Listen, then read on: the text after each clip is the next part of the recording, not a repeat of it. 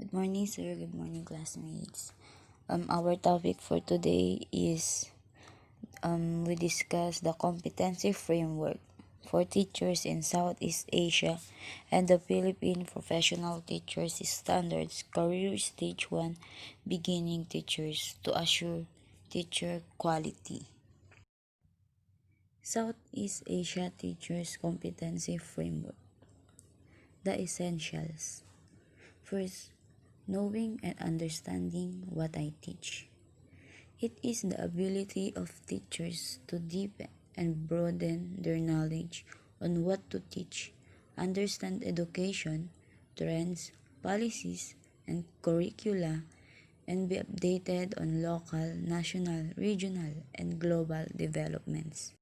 Second, helping students learn.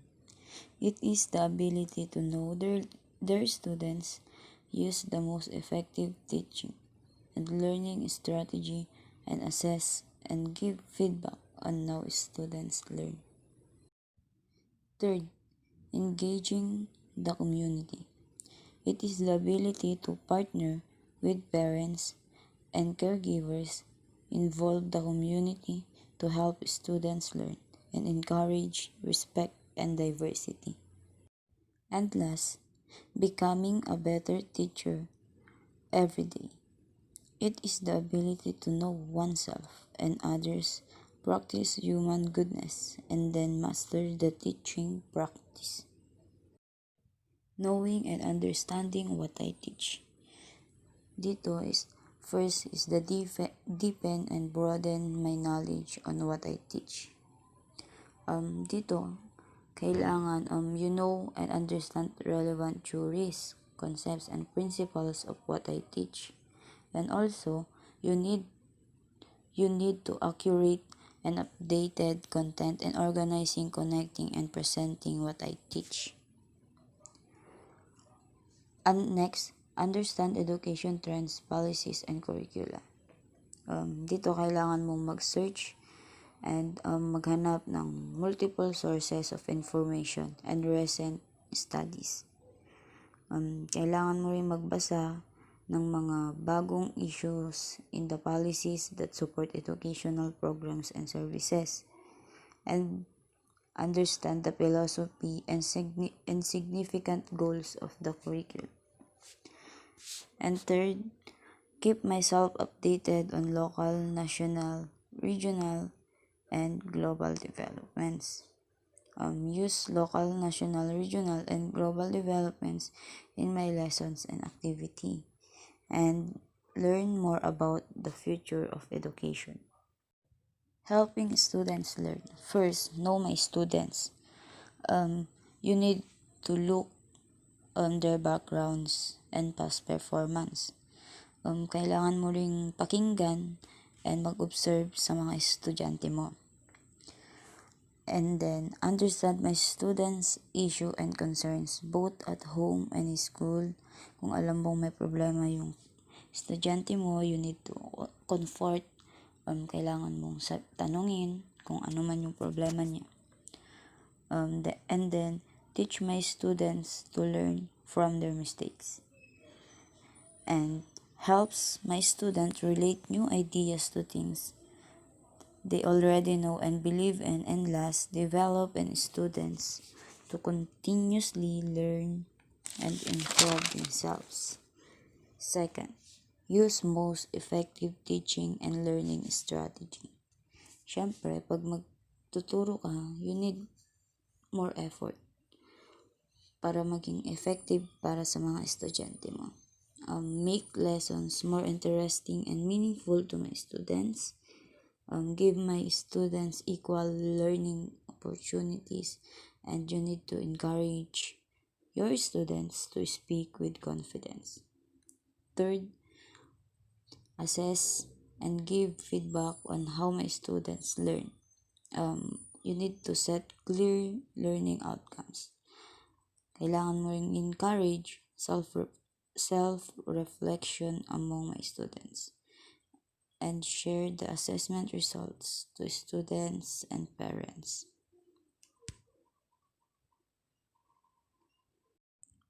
So the engage of community first encourage respect and diversity. You need to help our students aware of diverse backgrounds of everyone else. Speak and express myself without prejudice and create a physical environment that welcomes differences.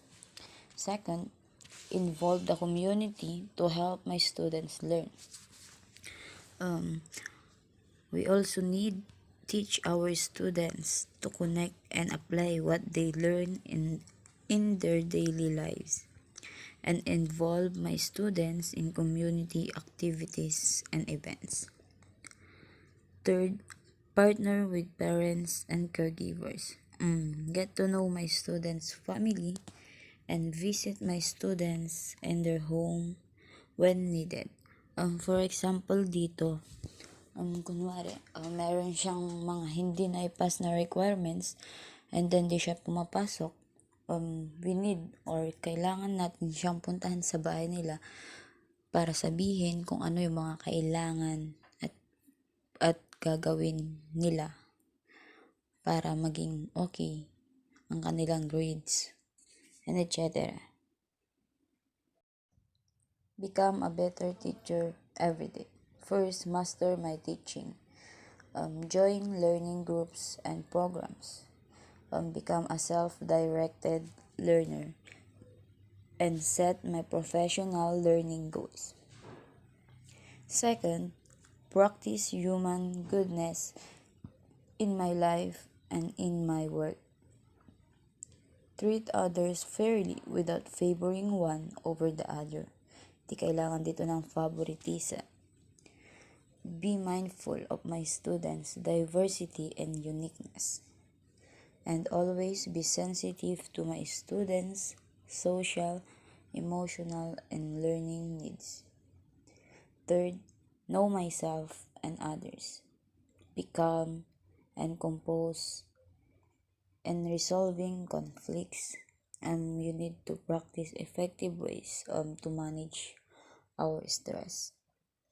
Speak, interact, and listen to others with respect and openness. And be open to different perspectives. Philippine Professional Teachers Standards. Number 1.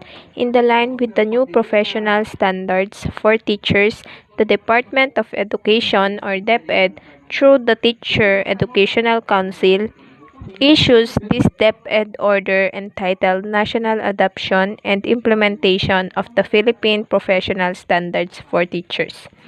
So, DepEd and Tech entitled National Adoption and Implementation of the Philippine Professional Standard. Number 2.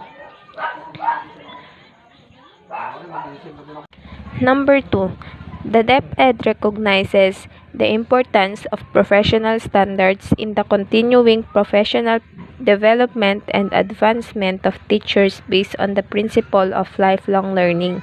It is committed to supporting teachers and taking cognizance of unequivocal evidence that good teachers are vital to raising student achievement.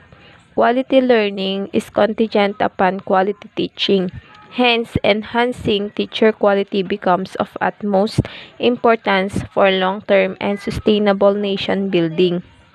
So, the DepEd recognized the importance of professional standards in the continuing professional development and advancement of teachers based on the principle of lifelong learning. So, which means appreciated the importance of the teachers because it is committed into the evidence that teachers will help the children to reach their dreams and their achievement, so enhancing the teachers' quality are important. Number 3. The changes brought about by various national and global frameworks such as the K-12 reform, Asian integration, globalization, and the changing character of the 21st century learners necessitate the improvements and call for the rethinking of the National Competency-Based Teacher Standards or NCBTS. hence the development of the PPST. So, but it changed because of the K to 12. Nagbago daw ito kasi meron ng K to 12. Nagbago daw ito simula nung may K to 12 because of that they changing the character or nakasanayan mong 21st century. Number 4, the PPST aims to A. Set out clear expectation of teachers along well-defined career stages of professional development from beginning to distinguish practice. B. Engage teachers to actively embrace a continuing effort in attaining proficiency. C. Apply a uniform measure to assess teachers' performance, identify needs, and provide supports for professional development. So for this number 4, A set out the expectation of teachers, which means na wag masyadong mag-expect dahil they are in professional development or nasa umpisa pa lang siya. Set this example. If the teacher is in the beginning, wag i-pressure dahil bago siya, and it's because of K to 12 system. B. Hikayatin or embrace them to the activity to lift their effort more. C. Sa letter C, apply a assessment for their performance, identify their needs, and give it to them to inspire them and provide support them in any way. PPST, or the Philippine Professional Standards for Teachers, shall be used as a basis for all learning and development programs for teachers to ensure that teachers are properly equipped to effectively implement the K-12 program. It can also be used for the selection and promotion of teachers. All performance appraisal for teachers shall be based on this set of standards. Sabi dito na ang Philippine Professional Standard for Teachers ay gagamitin bilang isang batayan para sa lahat ng mga programa sa paaralan at pag-unlad para sa mga guro upang ma-ensure na ang mga teacher ay nasa wastong kagamitan at mabisang ipatupad ang K-12 program. The regional office shall be supported by their training and development personnel to organize and orient all the schools divisions within their jurisdiction for the PPST. Sabi dito, the regional office shall be supported, na dapat suportahan nila ang training at development ng kanilang personnel at organize at i-orient lahat ng school o division sa kanilang nasasakupan. Reporting of the orientation and related activities shall be done by the regional office to the office of the secretary through the Teachers Educational Council. Immediate dissemination of the strict compliance with this order is direct. Nakadirekta ang agarang pagkalat at mahigpit na pagsunod. Hello sir, hello classmate. Ang aking topic ay ang Career Stage 1 and Stage 2. Ang unang tatalakayin natin ay ang Career Stage muna. Ang Career Stage para sa akin, dito pipili na tayo ng profession o career natin balang araw.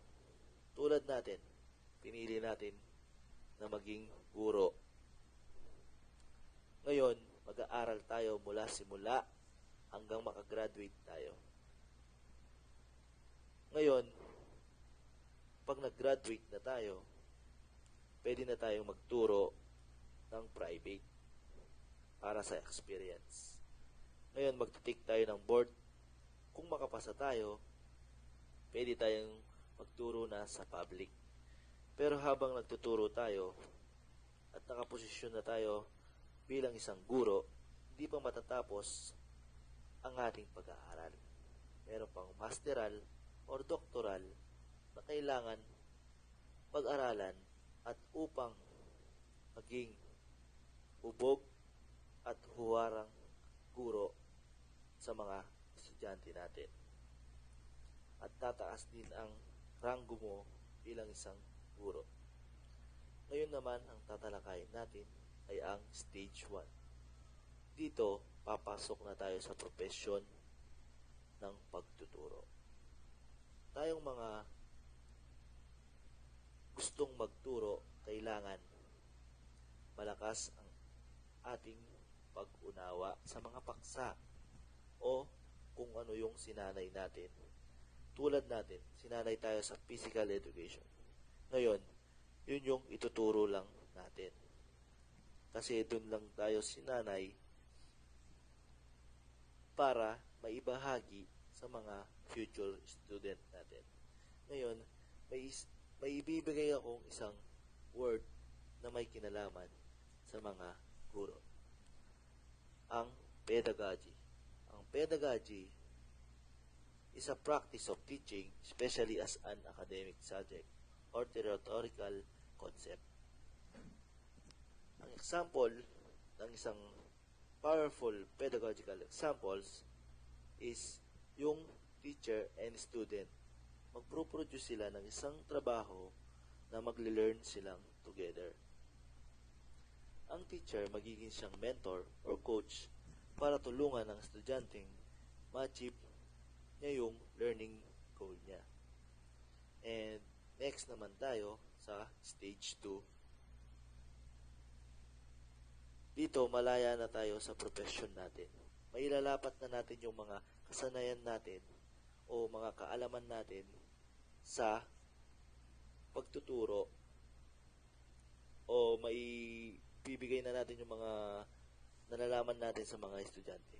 Pero may akmang programa o curriculum na kailangan sundin.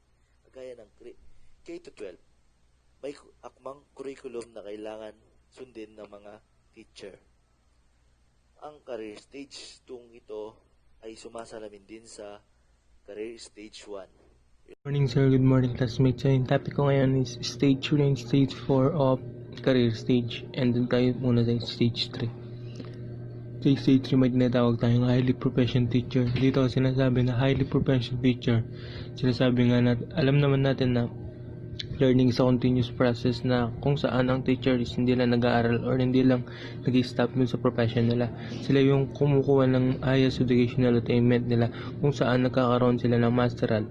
Then through this masteral, nade-develop nila dito kung ano yung basically in majorship. Mas nagiging in-depth pa yung knowledge nila para mas natutunan pa nila yung strategy kung paano ituturo. Talaga yung kanilang kukunin ng masteral. And yun nga para magkaroon sila ng in-depth knowledge dun sa lesson na yun or sa learning environment nilang kukunin. Nagkakaroon din sila ng tinatawag natin doctorate. Dito naman sila ay nag-aaral dun sa education mismo and tawag natin dun is doctorate education or masteral education. Basta yan. Dito is the process and strategy is mas in-depth yung kanila pag-aaralan. Dito sa stage 3 is kailangan na continuous yung pinag-aaralan, continuous yung training ng isang teacher para mas lumawak yung kanyang kaalaman. Kaya dito sa stage 3, hindi ka lang dapat nagpo-focus kung anong alam mo lang, kundi dun sa beyond the pure knowledge. Siyempre, bukod dun sa pagpapataas ng kanilang rango, di ba may tinatawag tayong teacher 1, 2, 3, or 4, or master teacher. May mga ganun tayo. It because they are needed para tumaas yung rank nila dahil yun nga, nalalaman nila yung kanilang kakayahan bilang isang teacher. Kaya nga, meron din silang seminar or training na sila na tinatawag na continuous din. Kaya nga pag nag-renew sila ng PRC, meron silang points na tinatawag kung saan kailangan nilang ma-maintain yung points na yun para masabi na makapag-renew sila ng license. So, paano nga ba yun? So, dapat ikaw ay under training or seminars kasi yun sa mga posible na kailangan bilang para may highly professional teacher na tinatawag. Sa stage 4 naman dun sa tinatawag natin distinguished teachers. Ito na nga yung tinatawag natin mga principal, supervisor, superintendent, secretary of education. Kumbaga, biyasa na sila. They are built na tinatawag natin sa pagtuturo. Bilang isang teacher, sila na yung nagpaplano, sila na yung gumagawa and tumutulong to train the other teachers din. Kasi biyasa na nga sila, kaya distinguished teachers ang tawag sa kanila. At kilala sila dahil may posisyon na sila. Ibig sabihin na ito na yung last stage bilang isang teacher. Yung nga, dahil may posisyon na sila, tumutulong nila kung paano ma-improve yung education. They are globally na tinatawag kasi meron silang posisyon at kilala na nga. And kaya na nilang mamuno sa educational environment na tinatawag natin. Yan yun lang. Teacher quality in the Philippines. The Philippines Professional Standard for Teacher define teacher quality in the Philippines. The standard describe the expectations of teacher, increase level of knowledge, practice, and professional engagement. At the same time, the standards allow the teachers growing understanding applied with the increasing across board and more complex range of teaching or learning situation.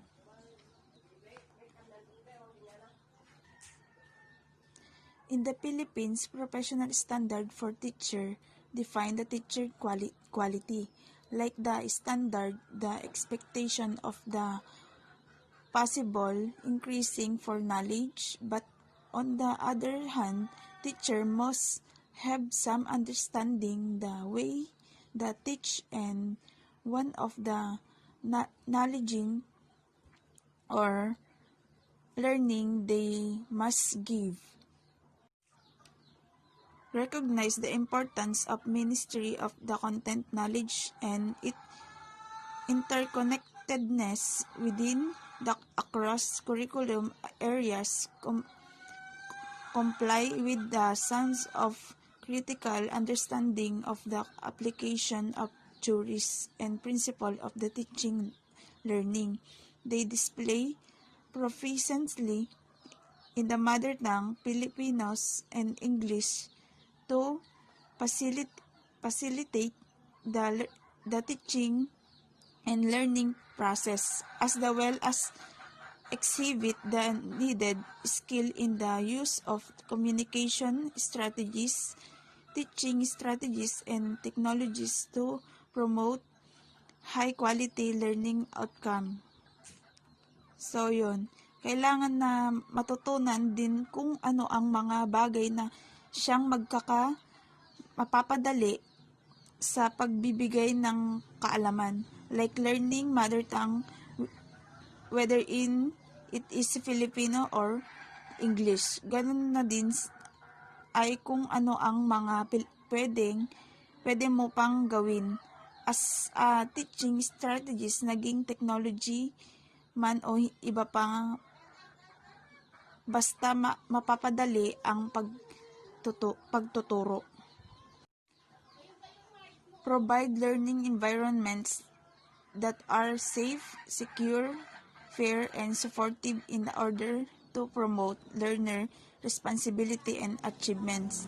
They create an environment that is learning focused, and they efficiently manage learner behavior in physical and virtual space. Yun. Sa pagbibigay ng kaalaman sa bawat learner or mga estudyante, dapat ay alam mo pa rin kung ano ang mas makakapagpabuti sa mga learner. Di dapat mawawala ang pagiging responsible sa mga bagay pa like their behavior in physical and virtual space. Establish learning environments that are responsive to learn diversity. They respond to learners' diverse characteristics and experience as input to the planning and design of the learning opportunity. They are encourage the celebration of diversity in the classroom and the need for teaching practice that are different of encourage all learners to be successful citizens in the changed local and global environment.